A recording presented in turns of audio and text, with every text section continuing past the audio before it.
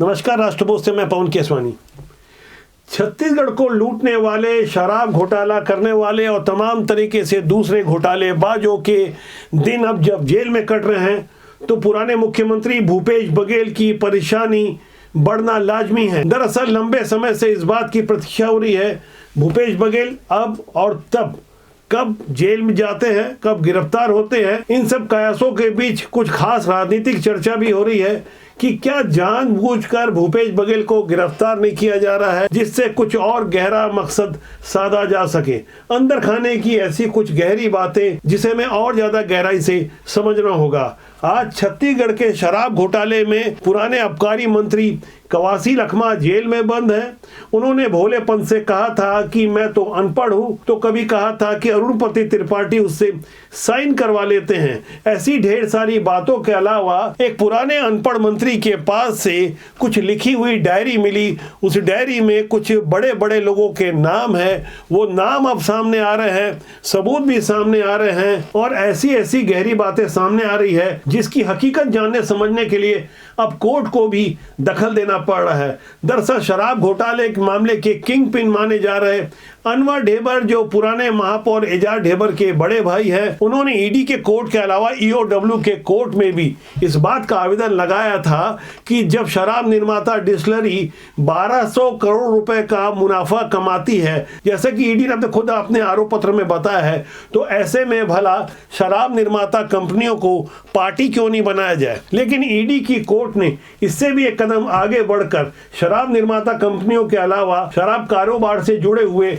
और फायदा कमाने वाले, दरअसल लूटने वाले कहना चाहिए, छत्तीसगढ़ को लूटने वाले ऐसे लोगों के विरुद्ध मामला बनाने की दिशा में कुछ गहरी बातें कही है। साथ ही ईडी की कोर्ट ने मलाई खाने वाले, छत्तीसगढ़ को लूटने वाले आबकारी अधिकारियों की जांच की बात भी कही है। लेकिन इसके लिए थोड़ा वक्त लगेगा। ऐसी गहरी बातों को हम आगे विस्तार से समझेंगे। फिलहाल छत्तीसगढ़ की राजनीति में खासकर भारतीय जनता पार्टी के लिए उत्सव का माहौल है।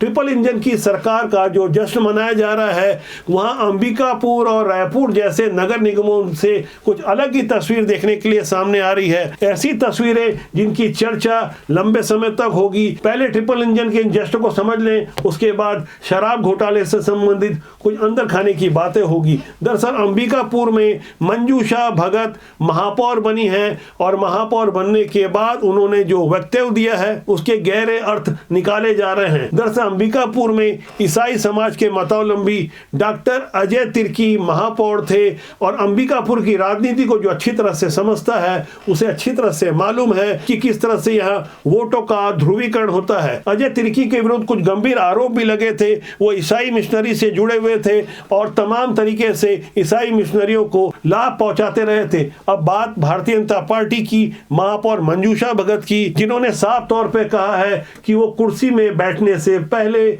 उस कुर्सी को गंगा जल से शुद्ध करेंगी। शपथ ग्रहण से पहले मैं स्पेशल अंबिकापुर नगर निगम को शुद्धिकरण के लिए जल लेने गई थी। डुबकी तो लगाई ही साथ में और नगर निगम को शुद्धिकरण करने के लिए जल लेके आई हूँ।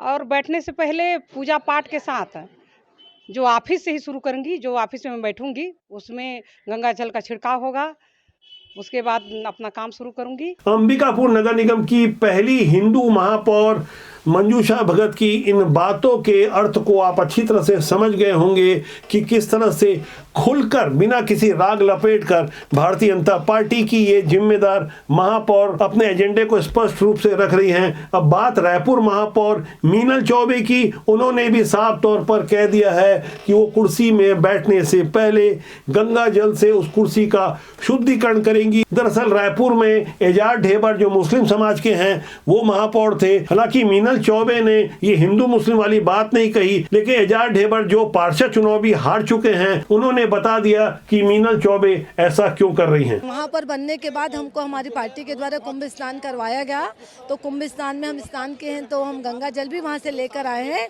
तो जब मैं मंगलवार को अपना पदभार ग्रहण करूँगी, सोमवार को, तो एक छोटी सी पूजा के साथ फिर हम गंगा जल भी छिड़केंगे।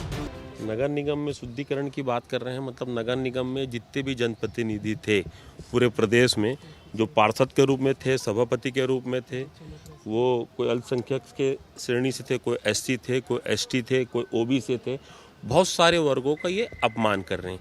वार पलटवार या ये तूतू में यही नहीं थमी, मीनल चौबे ने भी इसका जवाब दे दिया। हम हर अच्छे काम, हर शुभ काम में गंगा जल का छिड़काव करते हैं, हर पूजा में हम गंगा जल का छिड़काव करते हैं और नगर निगम है हमारा कर्मस्थली है और ये समझ से परे है, ये वो हिंदू धर्म को नहीं समझते। ये वैचारिक लड़ाई आगे की दिशा में जाएगी, इसे हम गहराई से समझेंगे। जिस तरह से भारतीय जनता पार्टी ने अपनी दूसरी पंक्ति के लोगों को आगे किया है, महापौर बनाया है और जिस तरह से गंगा जल से शुद्धिकरण करने का मुद्दा सामने आया है, इससे इरादे साफ हो गए हैं कि किस विचारधारा से भारतीय जनता पार्टी अब खुलकर राजनीति करेगी। वैसे इसमें कोई बुराई नहीं है कि गंगा जल जैसे पवित्र और शुद्ध जल से कुर्सी को स्नान कराया जाए, शुद्धिकरण किया जाए। कोई भी अच्छे कार्य करने के लिए गंगा जल का छिड़काव जरूरी भी है और यदि वातावरण अशुद्ध हो तो उसे शुद्ध करने के लिए गंगा जल का छिड़काव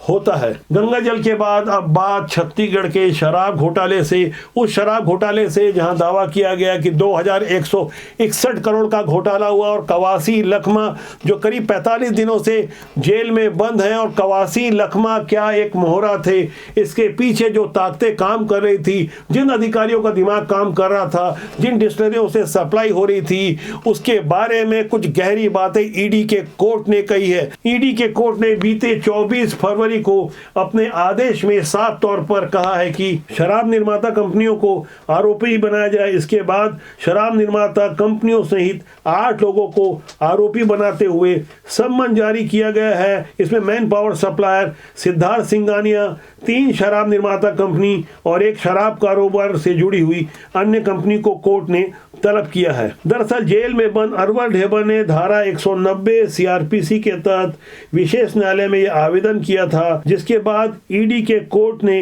welcome distillery, Bhatia wine merchant और छत्तीसगढ़ डिस्टिलरी को सम्मन जारी किया है। इसके अलावा messrs next gen, Dishita ventures, ओम साई बेवरेज, सिद्धार्थ सिंघानिया और मेसर्स टॉप सिकोटिज को सम्मन जारी किया है। कोर्ट के इस आदेश के बाद कहानी में एक बहुत बड़ा ट्विस्ट आ चुका है।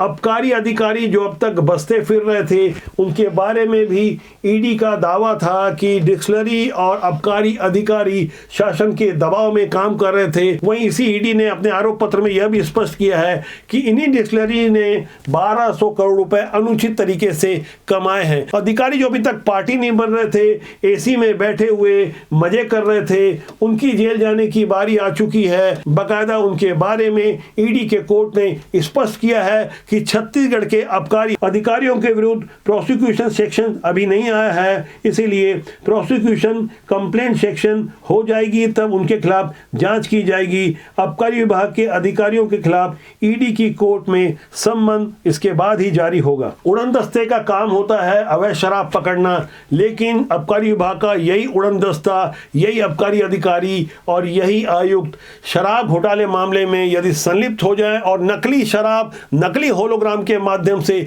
पिलाने लगे, तो इसमें कवासी लखमा को माध्यम बनाया जाए जो आबकारी मंत्री थे। तो यहाँ यह भी बात स्पष्ट हुई है, बड़ी ही चालाकी से इस अनपढ़ टाइप के आदिवासी विधायक जो बड़े ही भोलेपन से खुद को अनपढ़ बचाकर बचने की कोशिश कर रहे थे, हर महीना 2 करोड़ रुपए पाते थे।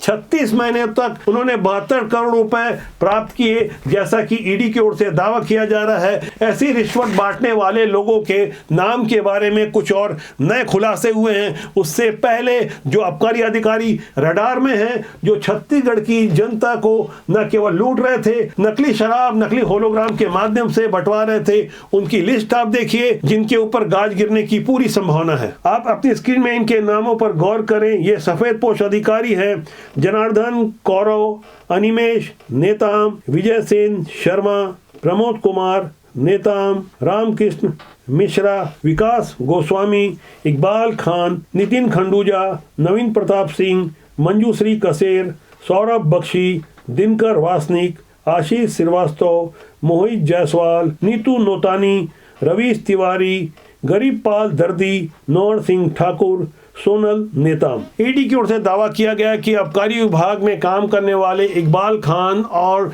जयंत देवांगन किसी कन्हैयालाल कुर्रे के माध्यम से पैसों का अरेंजमेंट करके हर महीने कवासी लखमा को दिया करते थे। इनके अलावा अरुणपति त्रिपाठी भी अलग से पैसे दिया करते थे, यानी हर महीने 2 करोड़ रुपए आबकारी विभाग को लूटने के लिए अधिकृत करने वाले कवासी लखमा। और जब ये इस तरह से आंख मूंद कर काम कर रहे थे, तब क्या भूपेश बघेल जो मुख्यमंत्री थे उन्हें नहीं पता था? भूपेश बघेल जिस भिलाई 3 में रहते हैं उसके आसपास ऐसे तमाम लोग हैं जो सीधे उनके बंगले से जुड़े हुए थे। आसपास की दुकानों से मिलने वाले रोज कैश की रकम को इकट्ठा कर कहाँ रखा जाता था, जिसे लेकर पहले भी छापेमारी हुई। जो सबूत इकट्ठा किए गए उनका क्या हुआ, और अभी तक शराब घोटाले मामले में भूपेश बघेल को जद में क्यों नहीं लिया गया, इस पर भी विमर्श होना चाहिए। जब बार बार छापेमारी हुई इसी शराब घोटाले मामले से संबंधित कई दस्तावेज और साक्ष्य मिले, तो ऐसे में प्रश्न भी बड़ा स्वाभाविक सा है। बहुत जल्दी सब कुछ नहीं होता। राजनीति को समझने वाले गहराई से सब बातें समझते हैं। यहाँ जो दिखता है वो होता नहीं, और सारी बातें ऑन कैमरा मीडिया के सामने खुलकर नहीं कही जाती। यहाँ यह भी गहराई से समझना होगा कि जब तक भूपेश बघेल छत्तीसगढ़ की राजनीति में एक्टिव हैं, भारतीय जनता पार्टी को हमेशा फायदा होता रहेगा। ठीक वैसे ही जैसे राहुल गांधी की एक्टिविटी कहीं ना कहीं केंद्र सरकार को फायदा पहुंचाती है। दरअसल यहाँ यह भी समझना होगा, जो पाप किया है वही डरेगा, जिसने अपराध किया है वही भयभीत रहेगा। जिनके जमीनों के कागजात चीख चीख कर बता रहे हैं कि अथाह संपत्ति छत्तीसगढ़ को लूट लूट कर बनाई गई है। भूपेश बघेल की पुरानी सेक्रेटरी उप सचिव सौम्या चौरसिया की फिलहाल 29 संपत्ति ही जब्त की गई है। इनके अलावा इनके एक और सेक्रेटरी जो बाद में सीजीपीएससी के चेयरमैन बने, टामन सिंह सोनवानी, उनकी भी मिल्कियत अथाह है। और ऐसे में यहाँ समझना होगा, सफेद पोस्ट नेता जिन्होंने बेनामी संपत्ति इकट्ठा की है उन पर कब गाज गिरेगी। ऐसे ढेर सारे सवाल हैं। अक्सर राजनीति में होता यह है कि छोटे अपराध को भी बड़ा करके बताया जाता है और कई बार बड़े से बड़े अपराध को ढक लिया जाता है। हाल में ही हाईकोर्ट ने आदेश दिया था कि सड़क में कोई जन्मदिन नहीं मनाएगा, किसी तरह का कोई समारोह नहीं मनाएगा, इनके विरुद्ध कड़ी कार्रवाई की जाएगी, 1 महीने की सजा होगी, 5,000 रुपए तक का जुर्माना लगेगा। ऐसे में राजधानी रायपुर की नई महापौर बनी मीनल चौबे के पुत्र मेहुल चौबे का एक वीडियो सामने आया। बताया जा रहा है कि जिस दिन उनकी माता मीनल चौबे ने महापौर की शपथ ली, उसी दिन वो अपना जन्मदिन मनाने अपने दोस्तों के साथ सड़क पर केक काटते नजर आए। इस वीडियो को जिसे आप देख रहे हैं, इसके बाद कांग्रेस के पुराने विधायक विकास उपाध्याय की कोई तीखी प्रतिक्रिया सामने आई, लेकिन साथ ही साथ मीनल चौबे जो नई महापौर बनी है, उन्होंने तुरंत माफी मांग ली, अपनी गलती मान ली। राजनीति में अक्सर इस तरह से माफी मांगना बहुत आसानी से नहीं देखा जाता, लेकिन जो भी मीनल चौबे ने किया उनकी सराहना होनी चाहिए। उम्मीद की जानी चाहिए कि और भी नेताओं को उनसे सबक लेना चाहिए। तो जो उनका वीडियो था उसमें रोड मतलब स्किन की बाधित नहीं हो रहा है, पर भी जो गलत है वो तो गलत है।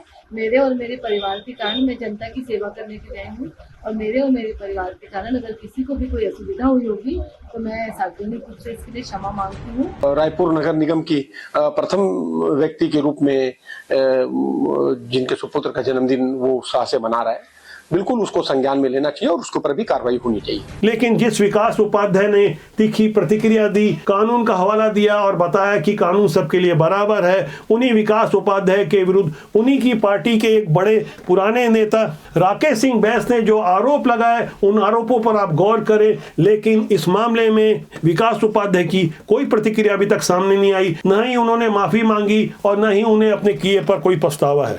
मैं राकेश सिंह बैस, विकास उपाध्याय पूर्व विधायक रायपुर पश्चिम द्वारा 3 दिनों पूर्व मुझे व्हाट्सएप में मैसेज करके और व्हाट्सएप कॉल करके जान से मारने की और मरवाने की धमकियां दी। यह इसलिए हुआ क्योंकि लोकसभा में हार, विधानसभा में हार और अभी नगरीय निकाय चुनाव में पश्चिम विधानसभा के 20 के 20 वार्ड में विकास उपाध्याय के समस्त प्रत्याशियों की हार हुई है। तो वो मुझको दोष देता है और हर बार मुझको दोष देते आया है, और इसी का परिणाम है कि वो मुझे जान से मारने की धमकी देता है, मरवाने की धमकी देता है, और ये कहता है कि मैं तुझे उठवा के मरवा दूंगा, तेरे बच्चों को मरवा दूंगा, तेरे परिवार को मरवा दूंगा। राजनीति में अक्सर होता यह है कि जब नेताओं के ऊपर कोई आरोप लगते हैं, किसी पार्टी पर आरोप लगते हैं, तो वो सामने वाले विरोधी के ऊपर बताने लगते हैं कि वो हमसे ज़्यादा बुरे हैं, वो अपनी सफाई नहीं देते। ऐसे ही हालात छत्तीसगढ़ में हैं, जहां शराब घोटाले के पैसे से कई जगह कांग्रेस कार्यालय बनाने का सम्मन जारी हुआ। जब पूछताछ शुरू हुई तो भारतीय जनता पार्टी के पुराने बने कार्यालय का भी हिसाब मांगा जाने लगा। राजनीति का यह फार्मूला अब आम जनता को समझ में आ गया है। ये पुराना फार्मूला कि आरोप के बदले आरोप लगाया जाए, ऐसी रणनीति को अब लोग भली भांति समझ रहे हैं। लेकिन हमारा मानना है कि राजनीति में अच्छे लोगों को आना चाहिए। जब तक अच्छे लोग राजनीति में नहीं आएंगे तो राजनीति के हालात ऐसे ही बुरे रहेंगे। जब तक अच्छे लोग नहीं आएंगे, देश और समाज का भला नहीं होगा। राजनीति बुरी नहीं होती, उसमें काम करने वाले लोग अच्छे या बुरे होते हैं। तो आज के अंक के लिए इतना ही। मेरा आपसे आग्रह है कि चैनल को देखें, लाइक करें।